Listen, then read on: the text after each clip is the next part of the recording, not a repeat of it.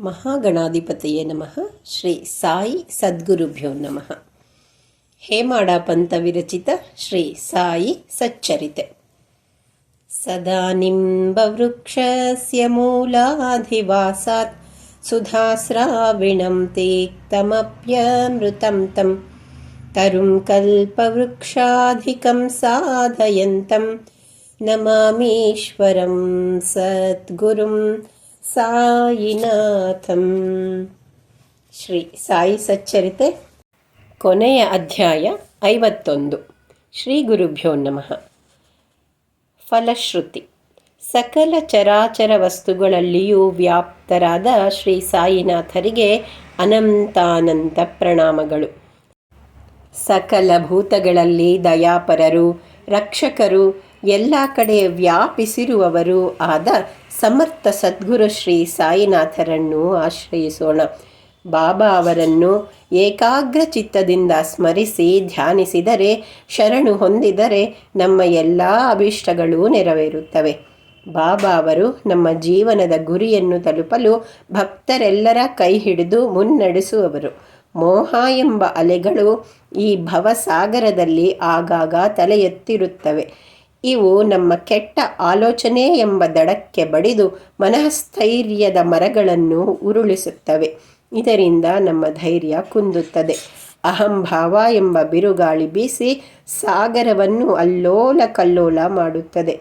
ಕೋಪ, ಆಸೆ, ಅಸೂಯೆಗಳೆಂಬ ಮೊಸಳೆಗಳು ಇಲ್ಲಿ ಭದ್ರವಾಗಿ ವಾಸ ಮಾಡುತ್ತವೆ. ಸುಳಿಗಳ ರೂಪದಲ್ಲಿ ನಾನು, ನನ್ನದು ಎಂಬ ಅಹಂಭಾವ ಹಾಗೂ ಸಂದೇಹವು ನಮ್ಮ ಮನಸ್ಸಿನಲ್ಲಿ ಮೂಡುತ್ತದೆ.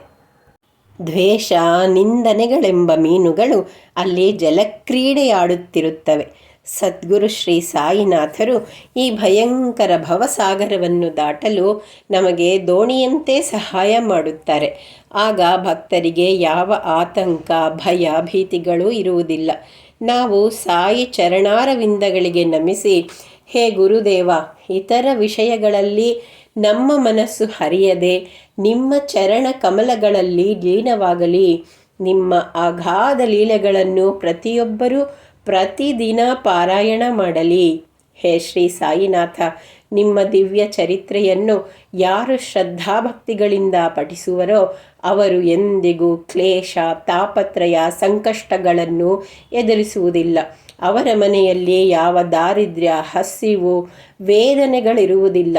ಶ್ರೀ ಸಾಯಿ ಭಕ್ತರಿಗೆ ಸದಾ ಬೆಂಗಾವಲಾಗಿರುವ ಸದ್ಗುರು ಶ್ರೀ ಸಾಯಿನಾಥರು ಎಂತಹ ಕಷ್ಟವನ್ನು ಬೇಕಾದರೂ ಕ್ಷಣಾರ್ಥದಲ್ಲಿ ಪಾರು ಮಾಡುತ್ತಾರೆ. ಶ್ರೀ ಸಾಯಿನಾಥರು ಭಕ್ತರಿಂದ ಬೇಡುವುದು ಶ್ರದ್ಧೆ ಹಾಗೂ ಸಹನೆ.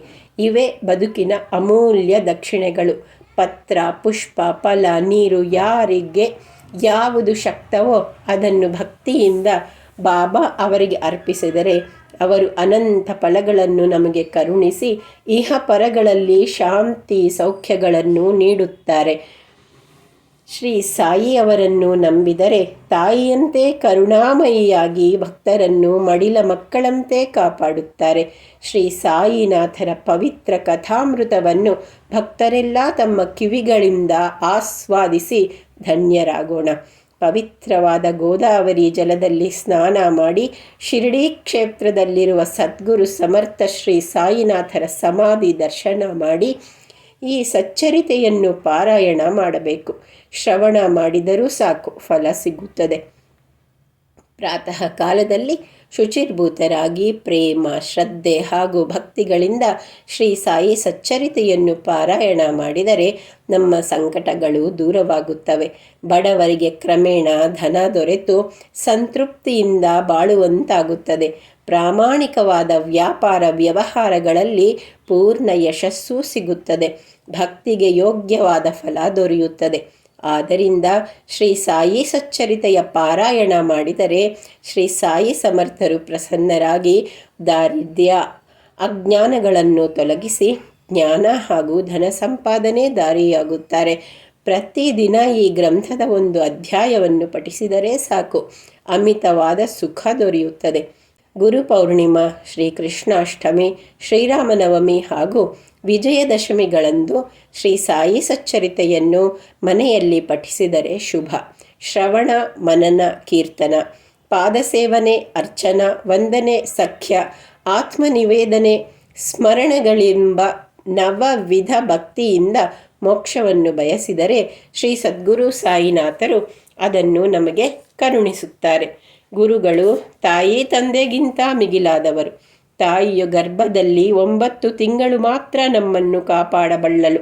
ಗುರುಗಳು ನಮ್ಮನ್ನು ಹೊರಗಿನಿಂದ ಸದಾ ಕಾಪಾಡುತ್ತಾರೆ.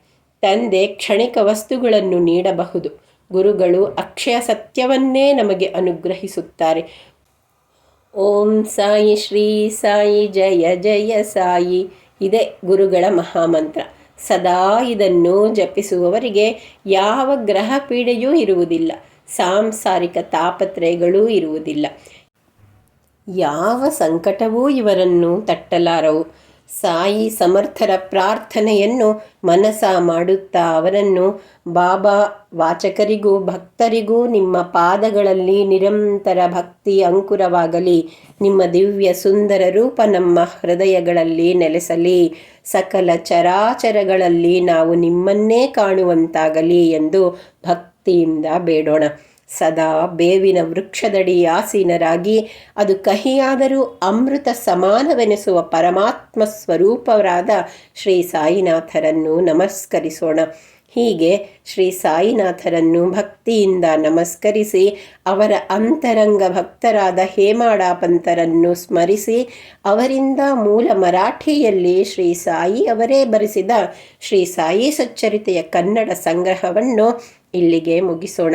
ಶ್ರೀ ಸಾಯಿನಾಥರ ಕೃಪಾಶೀರ್ವಾದಗಳು ನಮಗೆ ಸದಾ ಬೆಂಗಾವಲಾಗಿರಲಿ ಎಂದು ಪ್ರಾರ್ಥಿಸಿ ಧನ್ಯರಾಗೋಣ ಎಂಬಲ್ಲಿಗೆ ಹೇಮಾಡಾಪಂತ ವಿರಚಿತ ಶ್ರೀ ಸಾಯಿ ಸಚ್ಚರಿತೆಯ ಕೊನೆಯ ಮತ್ತು 51ನೆಯ ಅಧ್ಯಾಯವು ಸಂಪೂರ್ಣವಾಯಿತು. ಶ್ರೀ ಸಾಯಿನಾಥಾಯ ನಮಃ. ಇದುವರೆಗೂ ಈ ಚಾನಲಲ್ಲಿ ಶ್ರೀ ಗುರುಚರಿತ್ರೆಯ ಪಾರಾಯಣವನ್ನು ಕೇಳಿದ್ದೀರಾ ಮತ್ತು ಹೇಮಾಡಾಪಂತರು ವಿರಚಿತ ಶ್ರೀ ಸಾಯಿ ಸಚ್ಚರಿತೆಯ ಪಾರಾಯಣವನ್ನು ಕೇಳಿದ್ದೀರಾ.